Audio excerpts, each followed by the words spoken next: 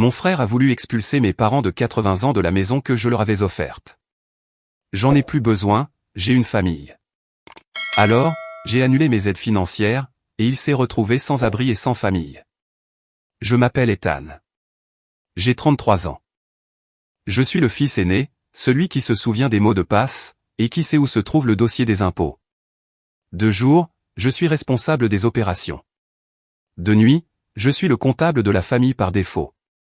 En grandissant, j'étais cet enfant qui ne demandait jamais grand-chose, car demander m'a toujours semblé coûter trop cher. Je loue un petit 3 pièces au-dessus d'une boulangerie, afin que mes parents puissent dormir dans la plus grande chambre, lorsqu'ils restent après leurs rendez-vous médicaux. Je fonctionne au café noir, au tableau Excel, et à cette tranquillité d'esprit qui survient, juste après avoir payé une facture à temps. Mon frère s'appelle Caleb.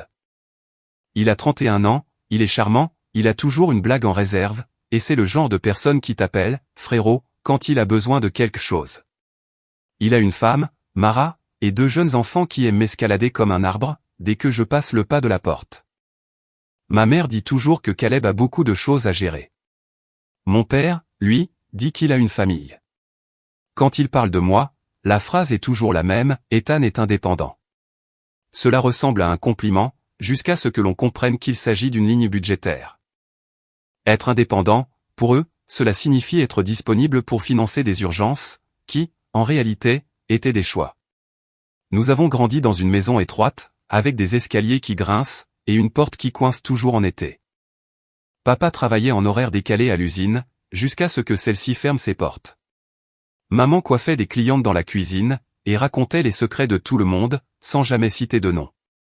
Très tôt, j'ai appris que les chiffres ne mentent pas. Si vous avez 15 € en poche, et que la facture s'élève à 18, aucun beau discours ne changera l'équation. Il y a 2 ans, lorsque papa a fait une chute, et que les escaliers sont devenus ses pires ennemis, j'ai acheté une petite maison de plein pied, à la périphérie de la ville. Rien de luxueux. Un seul niveau, des portes larges, et des sols bien plats. Je l'ai mise à mon nom, et j'ai laissé mes parents y vivre sans payer de loyer. J'ai gardé le prélèvement automatique de l'hypothèque, car l'idée que tout le monde mettra la main à la pâte est un conte de fées où je finis par être le seul investisseur. Il l'appelait la maison qu'Ethan nous a offerte, et je ne les ai jamais corrigées. Donner a toujours été plus facile que de se disputer. Un lundi soir d'avril, j'ai reçu un texto de maman, dîner mercredi. Caleb a une nouvelle à annoncer. J'ai tout de suite imaginé des échographies, un nouveau travail, ou peut-être un chien. J'ai apporté une tarte de la boulangerie du rez-de-chaussée, parce que c'est ce que je fais toujours. Arriver avec quelque chose de sucré, cela m'aide à relâcher la tension. Nous avons mangé un rôti. Papa parlait des hortensias des voisins, comme s'ils faisaient partie de la famille. Maman n'arrêtait pas de jeter des coups d'œil à Caleb, avec ce regard que l'on réserve à un magicien juste avant son tour.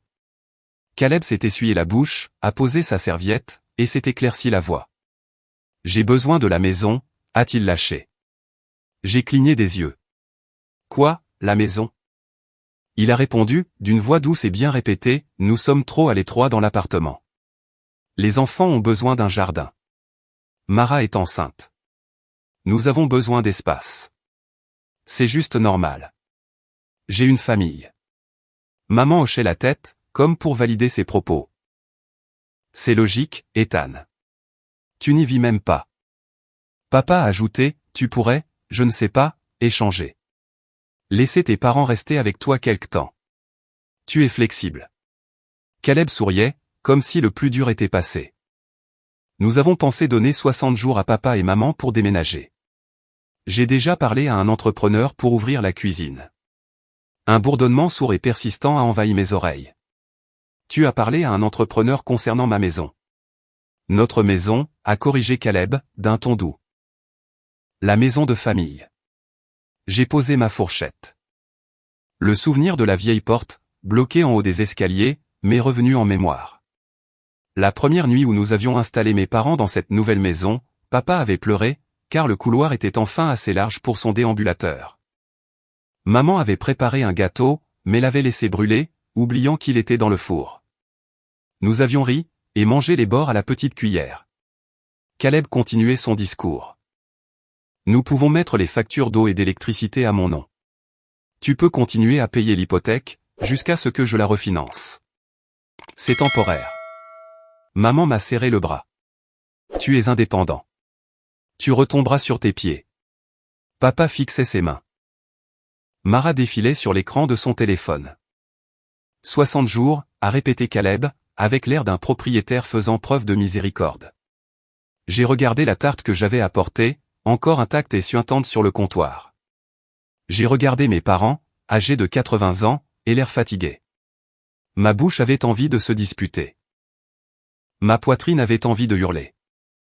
Au lieu de cela, ma voix est sortie, calme et posée. Non, ai-je dit. Le sourire de Caleb s'est figé. Non, a-t-il demandé. Non, ai-je répété. La pièce n'a pas explosé. Elle a simplement coulé. Les chaises ont grincé, les fourchettes sont restées suspendues en l'air, et la vieille horloge du couloir a continué son tic-tac, comme si elle avait mieux à faire. Tout cela n'a pas commencé avec cette maison. Cela a commencé quand nous étions enfants. Si j'obtenais un A, papa disait « Bon travail, bonhomme ». Si Caleb obtenait un B, maman disait qu'il avait fait de gros efforts, et nous allions manger une glace. Quand Caleb oubliait son déjeuner, maman roulait jusqu'à l'école, et lui embrassait le front dans le bureau du directeur. Quand j'oubliais le mien, maman disait « Utilise ton cerveau ». J'ai donc appris que la dame de la cantine pouvait me donner un sandwich, si je promettais de ranger les casiers de lait dans l'arrière-salle. À 13 ans, je tondais des pelouses pour 20 € le jardin, et j'économisais la moitié dans une vieille boîte à café. À 14 ans, j'ai appris à tenir un chéquier, car mon père avait besoin d'aide. À 15 ans, j'ai commencé à remplir les déclarations d'impôts des voisins, qui me payaient en petits plats préparés et en espèces. À la fin du lycée, je pouvais regarder une facture et savoir immédiatement quel montant était faux, quels frais étaient abusifs, et quelle échéance allait poser problème. Caleb, lui, était doué avec les gens. Il faisait rire les professeurs. Il arrivait à convaincre un garagiste de lui accorder 50 € de réduction, en lui racontant une histoire sur le chat de notre grand-mère. Il pouvait transformer un « j'ai oublié » en « tu as bien raison de me pardonner » en moins d'une minute. Les gens le trouvaient généreux. Moi, je trouvais qu'il ne prêtait pas attention aux autres, pour ensuite exiger toute leur attention. Quand l'usine a fermé, les problèmes ont commencé à saigner nos économies, notre patience, et notre temps. Papa a dit qu'il s'en sortirait, et ce fut le cas, mais, s'en sortir, signifiait vendre ses outils, et prendre un emploi à temps partiel dans une quincaillerie, où des gens 2 fois plus jeunes que lui demandaient comment fixer des étagères. Maman a pris plus de clientes pour la coiffure, et a appris à teindre les sourcils, pour suivre la tendance. Moi, je cumulais 2 emplois, plus un 3e le week-end. Caleb a enchaîné les projets, vente d'art, puis travaux de toiture, puis un programme de fitness, qui coûtait plus cher qu'il ne rapportait. Lorsque papa est tombé dans la salle de bain, à l'âge de 78 ans, j'ai reçu l'appel à 2h14 du matin. J'ai conduit à toute allure, comme une sirène d'alarme. J'ai signé les formulaires de l'hôpital, appelé l'assurance, et me suis battu avec un portail de facturation, qui plantait sans cesse. J'ai dormi assis, la tête appuyée contre un distributeur automatique. Nous l'avons ramené à la maison, installé une barre d'appui sur le mur, et fait semblant que les escaliers n'étaient pas une montagne infranchissable. 2 mois plus tard, il est tombé à nouveau. Le médecin des urgences a été clair, un seul niveau, si vous le pouvez. Maman regardait le sol. Papa a avoué, nous n'avons pas les moyens de déménager. Alors, j'ai déménagé pour eux. J'ai trouvé cette maison de plein pied, avec un toit usé, mais de bonnes fondations. 3 marches pour accéder au porche, et beaucoup d'espoir entre ces murs. J'ai fait bonne impression aux vendeurs. La banque a validé mon crédit. J'ai fait les calculs, encore et encore. C'était juste, mais c'était faisable. J'ai signé, et j'ai mis l'acte de propriété à mon nom, pour éviter ces réunions de famille qui commencent par « on te remboursera », et qui finissent avec moi payant la totalité. Quand maman m'a demandé à combien s'élevaient les mensualités, j'ai un peu menti en diminuant le chiffre. Quand papa m'a demandé si j'étais sûr de moi, j'ai dit oui, et je le pensais vraiment. Nous avons porté les cartons, comme s'il s'agissait de meubles, et non de 60 années de vie. Maman a pleuré quand le four a préchauffé sans dégager de fumée. Papa a fait rouler son déambulateur de la chambre à la salle de bain, sans jamais devoir s'arrêter. C'est plat, a-t-il dit, comme si c'était un miracle. Et, d'une certaine manière, ça l'était. Caleb est venu et a dit, c'est incroyable, frérot. Sérieusement. Il a apporté des pizzas et des assiettes en carton, puis il est reparti avec les restes de pizza, et 3 rouleaux d'essuie-tout. Il a ajouté, si jamais tu as besoin d'aide pour quoi que ce soit, et la phrase est restée suspendue en l'air, comme un ballon coincé dans un arbre. Le prêt hypothécaire était prélevé sur mon compte, le premier de chaque mois. Je tenais un tableau Excel avec la moindre dépense touchant à la maison. Plombier, 180 €. Nouveau thermostat, 129 €. Installation d'une barre d'appui, 75 €. Filtre, 22 €. Les colonnes s'additionnaient, pour former un fardeau lourd, mais qui en valait la peine. Je n'ai demandé à personne de partager les frais. Je n'ai envoyé aucune demande de remboursement. J'ai fait ce qu'il fallait faire. Point barre.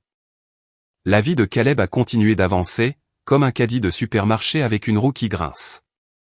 Avec Mara, ils ont eu un premier bébé, puis un deuxième. Il a changé de travail. Il a essayé l'immobilier. Il publiait des messages annonçant de grands projets à venir sur les réseaux sociaux, puis il me demandait si je pouvais lui avancer l'argent pour payer ses frais de certification. C'est du solide, disait-il, je te rembourse le mois prochain. J'ai dit oui beaucoup trop de fois. J'ai commencé à dire non, mais trop tard. Puis, j'ai commencé à dire non plus tôt. Il m'a traité de sans cœur. Maman m'a de nouveau qualifié d'indépendant, comme si elle m'épinglait une médaille dont je ne voulais pas. L'appartement dans lequel Caleb et Mara vivaient était très bien.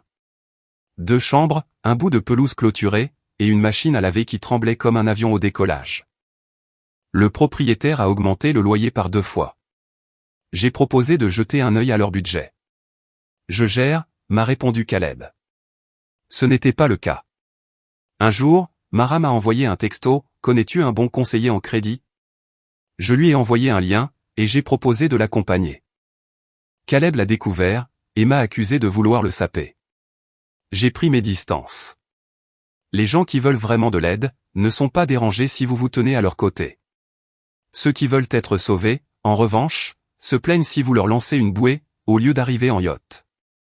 Ce fameux discours d'avril, où il exigeait la maison, reposait sur des années d'attente passive, qui s'étaient transformées en droits acquis. Maman avait tellement répété l'histoire, qu'elle finissait par sonner vraie, Caleb a une famille, Ethan s'en sortira très bien.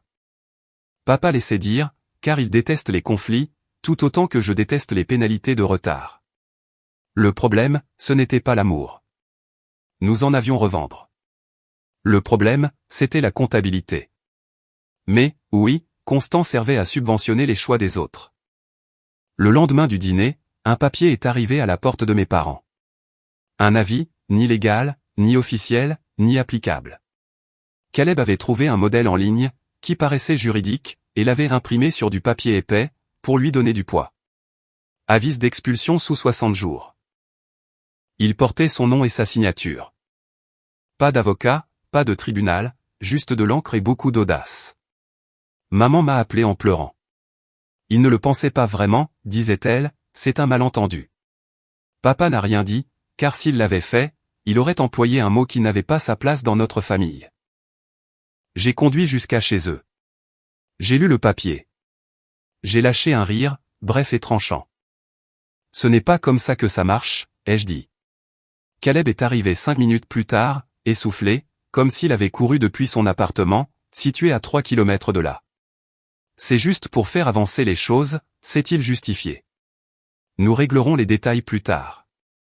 Le détail, lui ai-je répondu, c'est que tu ne peux pas expulser des locataires, qui se trouvent aussi être mes parents de 80 ans, de ma propre maison, juste parce que tu en as besoin.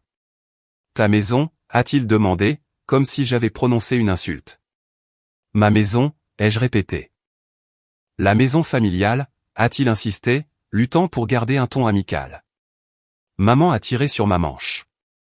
Ne vous disputez pas, je ne me dispute pas, ai-je rétorqué. Je clarifie la situation. Caleb a fixé le bout de papier, comme s'il espérait qu'il acquiert spontanément une valeur légale. Nous pouvons trouver un accord, a-t-il suggéré. Et ce mot, celui-là même qui m'avait entraîné dans tant de virements bancaires nocturnes, a rebondi contre ma poitrine, pour s'écraser au sol dans un bruit que moi seul ai entendu. La grande explication a eu lieu une semaine plus tard, un dimanche après-midi, après l'église et avant la sieste. Maman avait préparé des lasagnes. Papa a dressé 4 couverts, puis en a ajouté 2 autres, car il prévoit toujours de la visite, même quand il est fatigué. Caleb est arrivé avec un gâteau qu'il n'avait pas payé, et un grand sourire qu'il arborait fièrement. Mara est entrée derrière lui, un bébé sur la hanche, et un tout petit dans son sillage. Ce dernier a couru autour de la table basse, en criant « À moi !» à chaque objet qu'il touchait, ce qui ressemblait à un sombre présage. Nous avons mangé. Personne n'a mentionné le papier. Personne n'a parlé de la maison. Nous avons discuté de la météo, et du prix des œufs, comme si ces sujets pouvaient empêcher le plafond de s'effondrer. Quand les assiettes ont été repoussées, et le café servi, Caleb a soufflé, comme s'il avait répété son discours. Bon, a-t-il dit. Voici ce que nous avons pensé. J'ai posé ma tasse. Non, ai-je coupé. Voici ce que, moi, je dis. J'ai sorti une simple page de mon dossier, et je l'ai posée sur la table. Rien de sophistiqué. C'était une liste. Papa l'a regardé comme s'il s'agissait d'un examen.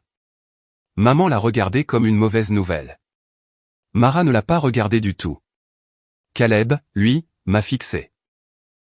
Numéro 1, ai-je commencé à lire. Papa et maman resteront dans cette maison aussi longtemps qu'ils le voudront. Elle est aménagée pour eux. Elle est à mon nom. Ils y sont en sécurité. J'ai glissé une copie à maman. Numéro 2, il n'y aura aucun déménagement temporaire qui se transformera en situation permanente. Pas de compte à rebours de 60 jours. Pas d'avis d'expulsion déguisé en service rendu. La mâchoire de Caleb s'est crispée. Allez, franchement. Numéro 3, ai-je poursuivi. Si toi, Caleb, tu veux une maison, Mara et toi allez en obtenir une, comme le font les adultes. Économisez, faites un budget, et soyez admissible à un prêt. Je ne transférerai aucun titre, aucun acte de propriété, ni aucun de vos fantasmes. Mara a changé le bébé de hanche. Le bébé a attrapé sa boucle d'oreille. Elle a grimacé, mais n'a rien dit.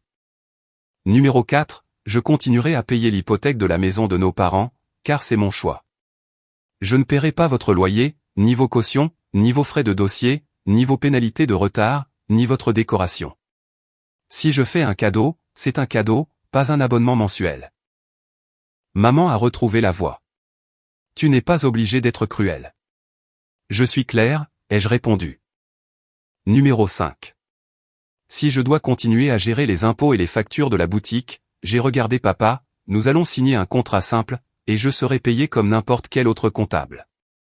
Être de la famille, cela ne signifie pas travailler gratuitement. Papa m'a regardé pendant un long moment. Puis, il a hoché la tête une seule fois, sèchement, comme un clou que l'on enfonce. Caleb a ri, mais sans aucune trace d'amusement. Alors, tu vas prendre nos parents en otage, juste parce que tu aimes la paperasse. Ils ne sont pas des otages, ai-je rétorqué. Ils sont âgés. Ils ont besoin d'une maison de plein pied. Ils en ont une, parce que je l'ai achetée pour résoudre un problème, et non pour créer un moyen de pression. Tu as essayé d'utiliser ma solution, comme ton propre raccourci. Mara a pris la parole, d'une voix douce. Nous croulons sous le loyer, Ethan. Je sais, ai-je dit. Et je le savais vraiment. Je vous aiderai à faire les calculs. J'étudierai votre dossier de crédit. Je vous recommanderai un conseiller au logement. Je vous accompagnerai à un cours pour les primo-accédants. Je garderai les enfants. Pour que vous puissiez tous les deux faire des heures supplémentaires.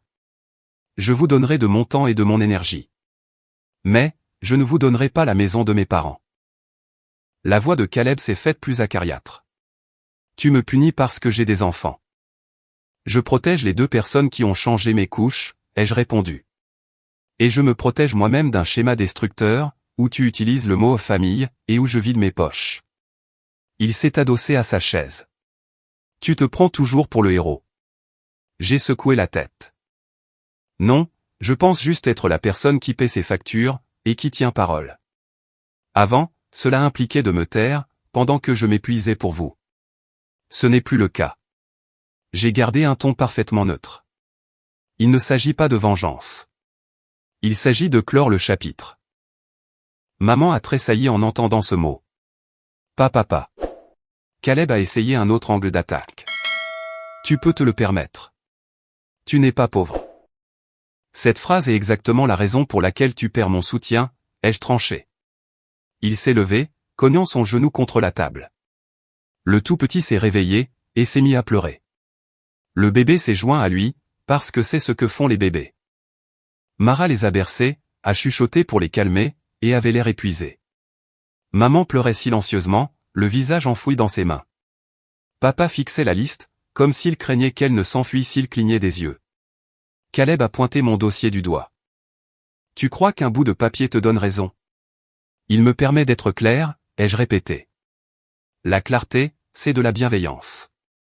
Tout le monde connaît les règles du jeu, désormais. Les règles, a-t-il ricané. Qui t'a nommé chef? Personne, ai-je répondu. J'ai ramassé le balai quand le verre s'est brisé, parce que je ne voulais pas que quelqu'un se coupe. Aujourd'hui, je pose le balai. Tu es un adulte. Tu peux balayer, toi aussi. Il a marmonné quelque chose sur mon soi-disant abus de pouvoir. Tu adores le contrôle. J'ai laissé passer ces mots. Quand quelqu'un a l'habitude que vous fassiez le pont pour lui, le fait que vous vous écartiez du chemin, ressemble toujours à du sabotage. Maman a finalement parlé, d'une toute petite voix. Que se passe-t-il s'il nous expulse quand même? Il ne le peut pas, ai-je affirmé. Légalement, il ne le peut pas moralement, il ne le devrait pas. En pratique, s'il essaie, je me tiendrai entre vous et la porte. Caleb s'est assis, puis s'est relevé immédiatement. Il était pris au piège, incapable de fuir, et n'ayant pas les moyens de se battre. Il a cherché du regard un allié chez notre père. Papa a posé sa main sur la table, et a prononcé une phrase dont je me souviendrai à 80 ans, « Mon fils, on n'expulse pas ses propres parents. » La pièce a semblé respirer à nouveau. J'ai rassemblé mes affaires. J'ai laissé une copie de la lettre. J'ai embrassé les cheveux de maman. J'ai serré papa dans mes bras. J'ai fait un signe de tête à Mara. J'ai regardé Caleb. Il a croisé mon regard, pour la première fois de l'après-midi. Il y a eu un éclair de quelque chose que je n'avais pas vu depuis des années. De la honte, peut-être, ou bien un début de lucidité. Sur le porche, il m'a suivi à l'extérieur. Alors, c'est tout, a-t-il demandé. C'est tout, ai-je confirmé. Je ne déplacerai plus mes limites. Il a enfoncé ses mains dans ses poches. Tu vas continuer à payer pour leur maison, pendant que je me noie. Je vais continuer à payer pour la promesse que j'ai faite, ai-je précisé. Et je vais arrêter de payer pour les promesses que tu fais, et que tu ne tiens jamais. Il a dégluti. Si tu annules ton aide pour mon loyer, nous allons perdre l'appartement. J'ai marqué une pause. Mon aide pour son loyer. Voilà, c'était dit, la chose dont on ne parlait jamais. Quelques mois plus tôt, alors qu'il attendait sa paie, j'avais mis en place un virement automatique temporaire, pour couvrir la différence entre son loyer, et ce qu'il pouvait payer. Le temporaire s'était transformé en un mois de plus, puis en juste jusqu'au remboursement des impôts, et enfin en s'il te plaît, frérot. J'avais déjà commencé à réduire cette aide. Je n'avais pas tout arrêté d'un coup, à cause des enfants. Je me sevrais progressivement de ma tendance à le surprotéger. Mais lui, il ressentait cela comme une asphyxie. Il va falloir que tu parles à ton propriétaire, lui ai-je conseillé. Élaborer un plan, ou déménager dans un endroit que vous pouvez vous permettre. Je t'aiderai à faire les calculs. Mais, je ne ferai pas les calculs à ta place, pour ensuite payer la facture. Il a soufflé, et sa respiration ressemblait à de la colère. Tu as changé. Ouais, ai-je admis. J'ai changé les serrures des portes que je n'aurais jamais dû laisser ouvertes. Le lendemain matin, à 7h59, l'écran de mon téléphone s'est allumé, affichant un message de la banque que j'utilisais pour ces virements temporaires, paiement programmé annulé. La date que j'avais fixée des semaines plus tôt, lorsque j'avais commencé à démanteler mes subventions, était enfin arrivée. Ce n'était pas de la mesquinerie. C'était un plan défini. Je l'avais dit à Caleb. Il avait hoché la tête, et avait dit qu'il comprenait. Mais il n'avait rien compris. Il pensait que j'allais craquer. À 8h06, il m'a envoyé un texto, le paiement n'est pas passé. Règle ça. Je me brossais les dents. J'ai posé mon téléphone. À 8h10, le propriétaire dit pénalité de retard à 17h. À 8h12, ne fais pas ça. À 8h20, on a des enfants. J'ai préparé du café. J'ai répondu à 8h30, je t'ai prévenu le mois dernier que les virements s'arrêtaient aujourd'hui. Je t'aiderai à appeler et à négocier. Mais je ne paierai pas. Il a répliqué, tu prends un malin plaisir à faire ça. J'ai tapé, non, ce n'est pas le cas. Ensuite, j'ai posé le téléphone face contre table, je me suis versé du café, et j'ai écrit, appelez le propriétaire, sur un post-it, avec 2 cases à cocher, Caleb et moi. La case à côté du prénom de Caleb est restée vide, jusqu'à 13h14, heure à laquelle il a envoyé une capture d'écran, montrant un email destiné à son propriétaire. C'était un message faible. Beaucoup de mots, pas de virgule, et aucun plan concret. J'ai suggéré des corrections. Il les a ignorées. À 15h02, maman m'a appelé. Ton frère dit que tu l'as rendu sans abri. Il a un bail, ai-je répondu. Il a un travail. Il a des choix. Il avait aussi des subventions. Elles n'existent plus. Tu pourrais l'aider pour ce mois-ci. Je l'ai déjà aidé cette année, ai-je dit doucement. Je ne vais pas remettre les compteurs à zéro. À 17h07, Caleb m'a écrit, pénalité de retard ajoutée. Merci. À 19h21, Mara pleure. À 21h43, on va peut-être emménager avec toi. J'ai répondu, non, mais je paierai les déménageurs, si vous prenez un appartement plus petit, adapté à vos moyens. Il m'a renvoyé une photo des enfants, sans aucun mot. J'ai fixé leur visage, et j'ai ressenti ce pincement familier dans ma poitrine. Je l'ai ravalé. Aimer ses enfants, n'est pas la même chose que de sauver leur père. La maison de mes parents est restée calme. Le mercredi, j'ai accompagné papa chez le cardiologue. J'ai changé une ampoule. J'ai réinitialisé le Wi-Fi. Maman a préparé de la soupe, et a insisté pour que j'en ramène la moitié chez moi. Je me suis assis à leur petite table, et j'ai senti mon corps se détendre, dans cette pièce où le sol est plat, et où les portes s'ouvrent en grand. Le vendredi, pour la première fois depuis des mois, Mara m'a envoyé un texto directement. On peut se parler? Juste toi et moi. Nous nous sommes retrouvés au café. Elle avait l'air fatiguée, et pas d'une manière théâtrale. Il m'a dit que tu avais tout annulé du jour au lendemain, m'a-t-elle expliqué. Je l'ai prévenu il y a 6 semaines, ai-je rectifié, et il y a 4 semaines, puis la semaine dernière. Elle a hoché la tête. J'ai trouvé les textos. Elle a bu une gorgée de son café. Nous n'avons pas les moyens de rester là où nous sommes. Je sais, ai-je répondu. J'ai trouvé 3 appartements, plus petits mais décents. Aucun n'a de plan de travail en granit. Mais tous ont des serrures qui fonctionnent, et du chauffage. Tu nous aiderais avec la caution, a-t-elle demandé. Elle ne suppliait pas, elle posait simplement la question. Oui, ai-je accepté. À condition que le bail soit à vos 2 noms, que le budget soit équilibré sur le papier, et que vous suiviez tous les 2 le cours de gestion financière au centre communautaire. Je paierai pour ce cours. Elle a souri, mais sans aucune joie. Tu n'es pas le monstre qu'il décrit. Je suis juste la personne qui a arrêté de jouer le héros dont il avait envie, ai-je conclu. Le dimanche, Caleb était passé de la rage, à la négociation, puis au silence radio. Le lundi matin, il m'a appelé. Nous prenons l'appartement plus petit, a-t-il déclaré, avec le ton de quelqu'un qui venait d'inventer l'humilité. Tu couvres la caution. Oui, ai-je confirmé, aux conditions que je t'ai envoyées par texto. Il a grogné. Les contrats. La clarté, ai-je corrigé. Nous n'avons pas besoin de nous disputer, si les chiffres parlent d'abord.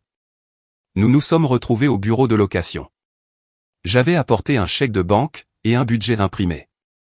Il a levé les yeux au ciel en voyant les 2. Mara a signé la première. Caleb a signé plus lentement. Il n'aimait pas la paperasse, mais il préférait encore moins les dépenses, surtout quand on exigeait qu'il soit responsable. Le gérant leur a remis des clés, qui n'ouvraient pas les portes de leurs rêves. Juste une porte d'appartement. Parfois, c'est le seul miracle auquel on a droit. Ce soir-là, ma mère m'a envoyé une photo de mon père dans son fauteuil inclinable, avec pour légende, il n'arrête pas de dire merci au mur. J'ai ri. Puis, je me suis assis, parfaitement immobile, et j'ai laissé mon corps ressentir ce qu'était la véritable sécurité. Il n'y a pas eu de fin dramatique. Il y a eu un mardi, où j'ai cuisiné des pâtes avec un peu trop d'ail. Un jeudi, où j'ai acheté de nouvelles chaussettes. Un samedi, où je n'ai pas répondu à mon téléphone pendant ma sieste.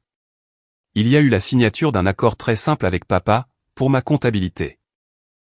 10 lignes, un montant, une date. Il a essayé de me glisser un pourboire en espèces, sous la table. Je l'ai glissé en retour dans la poche de sa chemise, et je lui ai dit, paie juste la facture. Il a cligné des yeux, puis il a souri, comme s'il comprenait que nous apprenions tous les deux une nouvelle langue. Caleb essaie encore de trouver des failles. Il m'envoie, frérot, par texto, quand il veut un atterrissage en douceur. Je lui réponds, c'est quoi le plan, et j'observe comment le vent quitte ses voiles. Parfois, il m'apporte un vrai plan. Parfois, il m'offre le silence. Dans un cas comme dans l'autre, je ne comble jamais ce vide avec de l'argent. Maman a arrêté de dire, Ethan est indépendant, comme si c'était un bon de réduction. Elle dit que nous sommes chanceux, et elle parle de la maison, pas de mon portefeuille. Maintenant, elle prépare 2 tartes. Une pour la table, et une que je ramène chez moi. Elle coupe toujours la première part pour papa. Même quand Caleb est là, ce sont de petites corrections qui finissent par compter. Mara a suivi le cours de finance, et m'a envoyé une photo de son certificat, accompagnée de 3 émojis qui pleurent, et d'un qui pleure de rire. Caleb n'y est pas allé. Ça, c'est entre eux. Je garde les enfants certains samedis, pour qu'ils puissent tous les deux travailler. Je ne tiens pas les comptes. Je tiens juste un calendrier. Quand les gens me demandent la morale de cette histoire, je n'en ai pas de belle à offrir. J'ai seulement ceci, l'amour n'est pas une ligne de crédit. J'ai une famille, n'est pas un atout qui l'emporte sur les responsabilités. Tu n'es pas pauvre, ne te donne pas un droit de regard sur mon travail. Mes parents ne sont pas une erreur que l'on corrige, simplement parce que quelqu'un de plus jeune et de plus bruyant crie, à moi. Je n'ai pas annulé mes aides financières pour punir qui que ce soit. J'ai continué à payer celles que j'avais promises, et j'ai arrêté de payer celles que je n'aurais jamais dû commencer. Le résultat était prévisible. La personne qui s'appuyait sur moi est tombée, puis a fini par trouver un sol sur lequel ses propres jambes pouvaient se tenir. Ce n'était pas de la vengeance. C'était juste la gravité. Il ne s'agit pas de vengeance, avais-je dit à Caleb ce dimanche-là. Il s'agit de clore le chapitre. Clore un chapitre, ce n'est pas claquer une porte. C'est une porte avec une serrure qui tourne. C'est une liste sur une feuille de papier, qui vous permet de rester calme. C'est une maison avec des sols bien plats, où vos parents peuvent s'endormir, sans faire de cauchemars à propos des escaliers. Je m'appelle Ethan. Je suis toujours le fils qui apporte des tartes, et qui connaît le code PIN. Je suis aussi l'homme qui écrit des chiffres sur un tableau blanc, et qui ne s'excuse pas de les faire respecter. Si tu as besoin d'aide, je m'assierai à côté de toi, et je ferai le travail avec toi. Si tu veux être sauvé, appelle un maître nageur. J'ai pris ma retraite, je ne me noie plus pour des gens qui refusent d'apprendre à nager. La maison de mes parents reste bien chauffée. Papa regarde les infos un peu trop fort. Maman fait brûler les tartines 2 fois par semaine. La porte s'ouvre facilement. C'est tout ce que je voulais. Ce n'est vraiment pas une victoire, ni une leçon à donner.